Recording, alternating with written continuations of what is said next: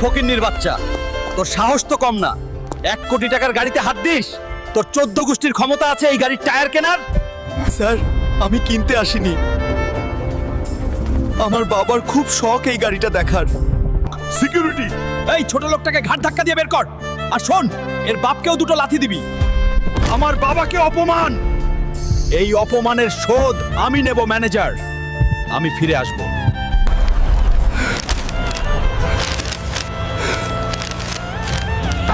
তুপুরি জঙ্গল থেকে যে নীলমণি আনতে পারবে তাকে 20 কোটি টাকা পুরস্কার দেওয়া হবে। 20 কোটি টাকা? এই টাকা দিয়ে আমি ওই শোরুমটাই কিনে নেব।